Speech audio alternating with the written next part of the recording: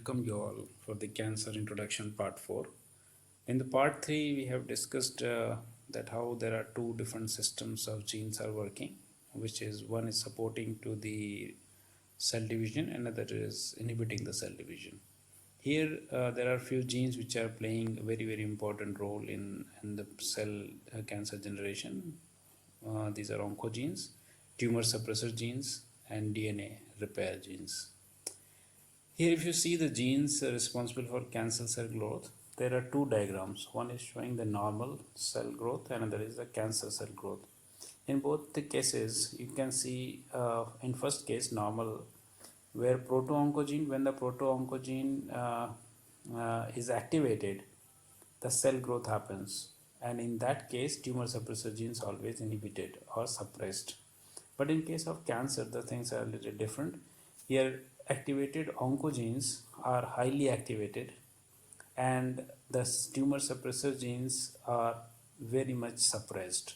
So when they are completely suppressed and the oncogenes are highly activated, in that case what happens, the growth or the cell division goes very fast and causes the malignant transformation. So what happens, the normal cell converts into the malignant cell. Like that this transformation happens.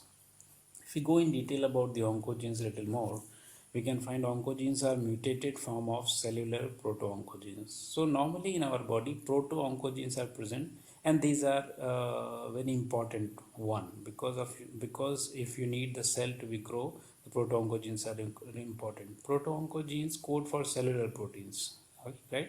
And that's what the cellular proteins play the part in the development of the new cell. Activation mechanism of proto-oncogene, if you want to see here, you can see proto-oncogene which is present in one of the DNA filament, and this proto-oncogene can act in three major ways here.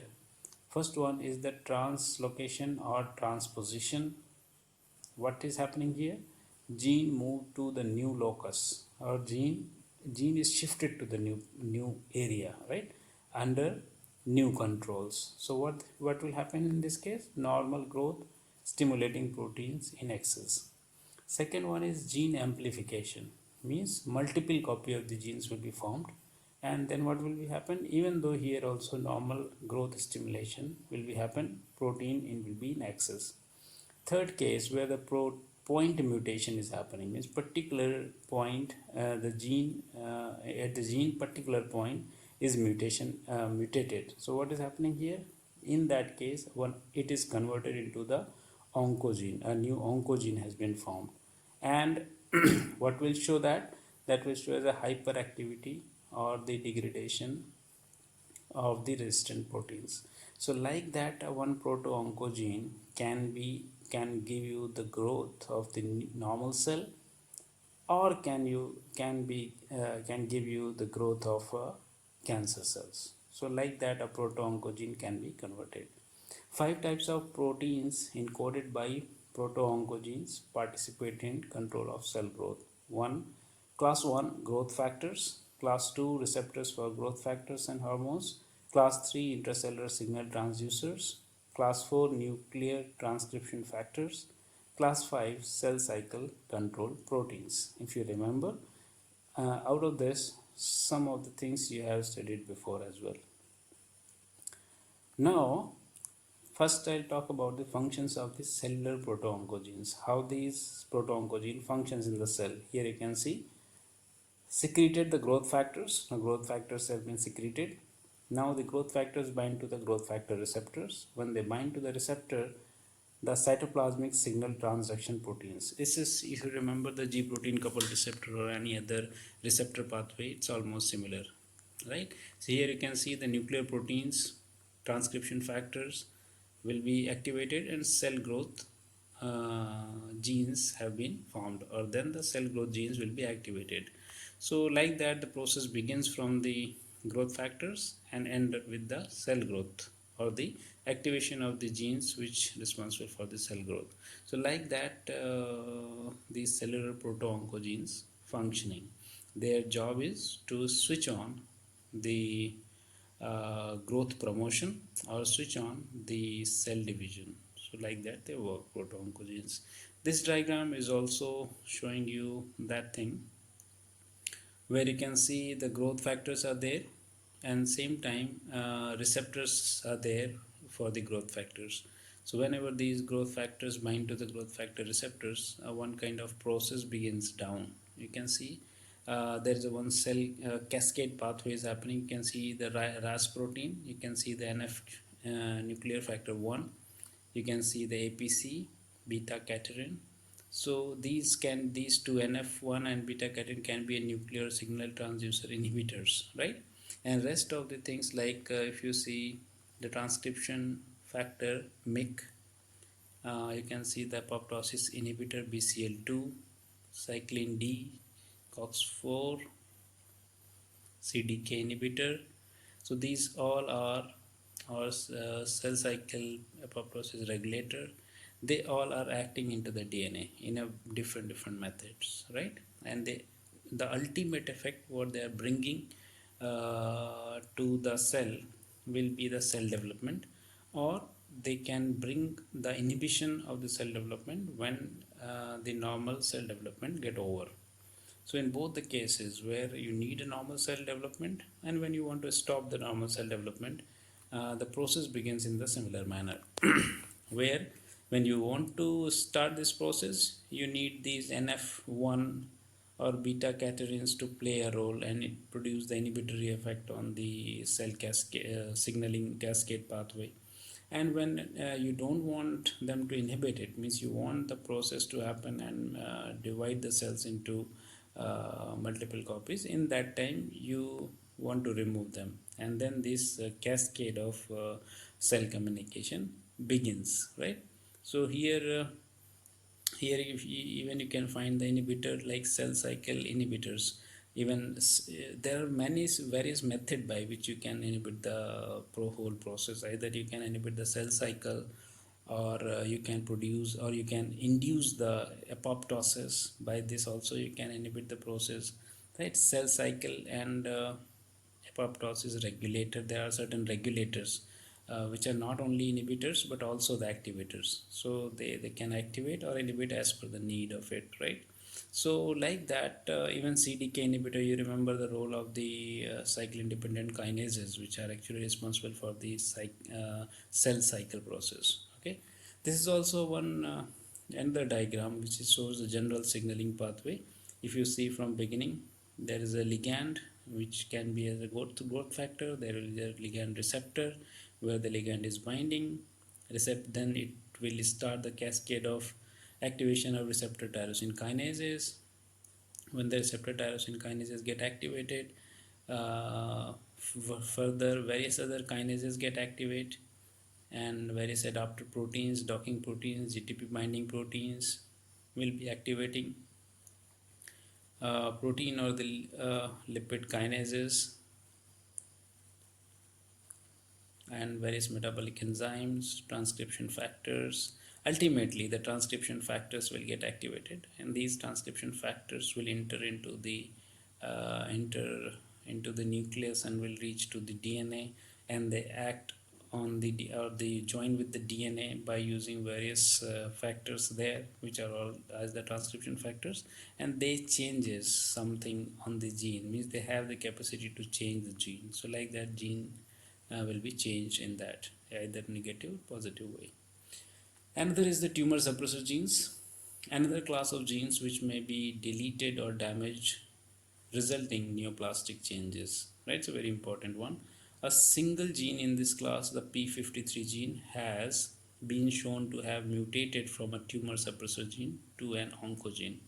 In a high percentage of cases, several human tumors, including liver, breast, colon, lung, cervix, bladder, prostate, and skin, all these kind of cancers are generally been found to be generated because of the p53 gene involvement, right? So what happens? P53 gene get mutated. If you see this diagram, you can understand that how the damaged DNA, uh, there is involvement of p53, right? And the p53 involves in the damaged DNA process. So what happened? This P53 get autophosphorylation, and then it changes the transcription process, activates the P21 gene, inhibits the G1 CDK cyclin, and cell cycle arrest. So what has the P53 done? P53 has arrested the cell cycle process, right? And even it can activate the apoptosis process as well. So you can see phosphorylated P53 activates transcription of P21 gene. P21 CDK inhibitor, which inhibits the kinase activity. So ultimately, if kinase activity will be inhibited, you know that the further processes of the cell development or cell division will not happen. So this P53 has activated P21, then P21 has arrested the cell cycle, and if damage just cannot be repaired, then cell death. So what happens? It is not allowing the cell which has been damaged, like, or you can say the DNA which is damaged, to be repaired. So it will not repair. Once it will not repair, it will go for the cell generated cell death, which is an apoptosis. So disruption and deletion of P53 gene, inactivation of P53 protein, uncorrected DNA damage, and uncontrolled cell proliferation and the cancer. So this is the resultant which is going to happen if there is a disruption and the deletion of P53 gene. If there is inactivation of P53 gene, then what will happen? There will be uncorrected DNA damage, and there will be uncontrolled cell proliferation of the cancer, because what the P53 is doing, P53 is in controlling the cell growth, right? Say P53 knows when to stop this process, and when P53 get mutated, then the control has gone. Here I want to talk about little bit to the gene mutation.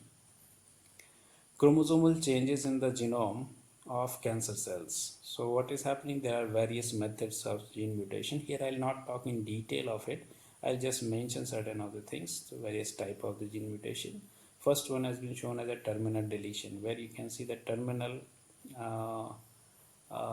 gene has been deleted from it. Deletion. Second is the deletion, right? Any one gene can be deleted from the sequence. Next is the insertion, right? One gene can insert on the place of the other gene, or the extra gene has been added. Next is the duplication. Duplication means one gene has been changed by the other gene. Next is inversion. The position of the gene has been changed from this place to other place. Reciprocal translocation. The reciprocal movement of the gene will happen. Here Robertsonian translocation, a Robertsonian movement has been observed. So like that, various here also the diagram shows almost the same thing, where you can see first one is the nucleotide deletion, one is deleted. Second one is the nucleotide insertion, one additional nucleotide is added. Third one is the nucleotide substitution, where one nucleotide has been substituted by the other nucleotide. Right? So these are the various method of gene mutations which are happening here. Growth rate is one of the very important factor. Most benign tumors grow slowly, and most cancers grow much faster, eventually metastasizing and causing death. Some benign tumors grow more rapidly than some cancers. For example, the rate of growth of leiomyomas, that is benign smooth muscle tumor of the uterus, is influenced by the circulating level of estrogens, right? That's why it is growing faster. They may increase rapidly in size during pregnancy and cease growing or atrophy after that. Next is important factor is tumor enlargement. Tumors cannot enlarge beyond 1 to 2 millimeter in diameter or thickness unless they are vascularized. Means the blood vessel has been formed by their own. Then oxygen and nutrients can diffuse from blood vessels. The tumor fails to enlarge without vascularization because hypoxia induces apoptosis by activation of TP53. Neovascularization has a dual effect of a tumor growth. Perfusion supplies nutrients and oxygen. So it's an important point, tumor enlargement, and that is very much dependent on the vascularization. Newly formed endothelial cells stimulating the growth of adjacent tumor cells by secreting polypeptide. This is another issue, right? Newly formed endothelial cells, they are producing more insulin-like growth factors, PDGF, granulocyte macrophages, colony stimulating factors, and interleukins, various other factors being stimulated by them. So the adjacent cells, they're receiving it and growing faster. Angiogenesis is required not only for continued tumor growth but also for metastasis. Tumor-associated angiogenic factors may be produced by tumor cells or may be derived from inflammatory cells, example vascular endothelial growth factors, basic fibroblast growth factors. Okay, so here tumor-associated angiogenic factors are also playing a very important role, may be produced by tumor cells. Okay, so what we understood here, that angiogenesis is happening because of the involvement of various growth factors, right? So these growth factors are supporting the development of the new vessels, new blood vessels, and when the new blood vessels forms, they start connecting with the old blood vessels and start the blood supply. When the blood supply is there, they are getting all kind of nutritions and everything. Tumor cells not only produce angiogenic factors but also induce anti-angiogenesis molecules. Emerging pattern is that tumor growth is controlled by the balance between angiogenic factors and factors that inhibit angiogenesis. So anti-angiogenesis factors such as uh, thrombospondin 1 may be produced by the tumor cells themselves, or their production may be induced by tumor cells. Very important point here. Like earlier you have seen proto-oncogene and oncogene situation, or the proto-oncogene and tumor suppressor genes, right? Their combination. Here also angiogenic factors and anti-angiogenic factors both are playing the equally important role here. So angiogenic factors promoting this growth of the tumors, and anti-angiogenic factors are suppressing it. Hypoxia within the growing tumors favors angiogenesis by release of hypoxia inducible factor 1. So another problem is, if there is a hypoxia being caused, then it forces the cells to generate their own blood vessels, right? And that is happening because of the hypoxia inducible factor, which is formed, HIF1, which is formed because of the hypoxia. So HIF1 controls the transcription of VEGF. Even in this, that RAS proteins are playing a very important role. Proteases are also involved in regulating the balance between angiogenic and anti-angiogenic factors by releasing basic fibroblast growth factors. Because of the crucial role of angiogenesis in tumor growth, much interest is focused on anti-angiogenesis therapy.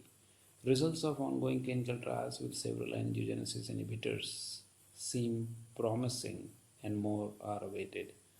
It means anti-angiogenic factors or drugs which are doing the anti-angiogenesis are one of the potential target. Metastasis. The term metastasis explains the development of secondary implants discontinuous with the primary tumor. Malignant neoplasm spread by one of three pathways.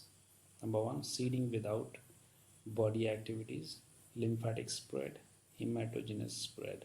So what is happening in the metastasis, earlier also explained it, when the cells from the tumor start moving from one place to various other places, and they reach to different places and they implant it there, and there they start growing. So the tumor is growing in various part of your body, right? So first thing is the seeding of cancers. How it is happening? Occurs when neoplasms invade a natural body cavity.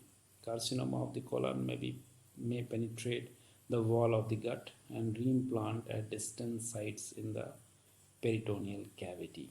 A similar sequence may occur with lung cancers in the pleural cavities. So what is happening in seeding of the cancer? They are utilizing, the cells are utilizing, the neoplasms are utilizing the body cavities, right? And they are invading the various tissues and reaching to those body cavities. Second is the lymphatic spread, is more typical of carcinomas. In case of carcinomas, it is happening more. The pattern of lymph node involvement depends principally on the site of the primary neoplasm and the natural lymphatic pathways of the drainage of the site. Lung carcinomas arising in the respiratory passage metastasize first to the regional bronchial lymph nodes, then to the tracheobronchial and hilar nodes. So, lymphatic spread, another uh, pathway they are utilizing to metastasize, right? They are using the lymphatic channels and the lymphatic pathway to reach to the various part of the body. As you know, the lymphatic system is having a huge reach to our body. Third is the hematogenous spread. Is the most feared consequence of a cancer. It is the favored pathway for sarcomas, but carcinomas use it as well. As might be expected, arteries are penetrated less readily than the veins. This diagram will tell you very clearly that from the upper part you can see where the tumor has been formed, and from that some cells which are the metastasized cells are moving down, and they are invading the wall of the blood vessel, and they enter into the blood. Once they enter into the blood, there they cohesively found a group of cells, and then they start moving in the blood. From the blood they can move any part of the body, and from any part of the blood vessel they again invade and can come out of it. So this way, from one place, by using the transport of blood, they reach to the other place, and they invaded again and they reach to the different tissues. There they again get collected together, and from there, where they are not getting the enough blood supply because their cells number is more now, they start generating their own blood vessels, and these blood vessels will go and link up with the main blood vessels. You can see that that's clear in the diagram, that they have formed the new blood vessels, and these blood vessels have been shunted with the old big blood vessels, and like that the blood has been started supplying to these tissues, these new metastasized cancer cells. And now in this part, these cancer cells have started growing faster, and this tumor is growing faster because this tumor has got the enough blood, and the through blood the nutrients and the oxygens have been supplied. This is one more diagram which is talking about the pathogenesis of a metastasis. So here also you can find out easily that how these cells are moving from one part to the other part and reach to the blood vessels, and moving through the blood vessels and invading the blood vessel wall and going out of the blood vessels, and by that movement they can also reach up to the lungs.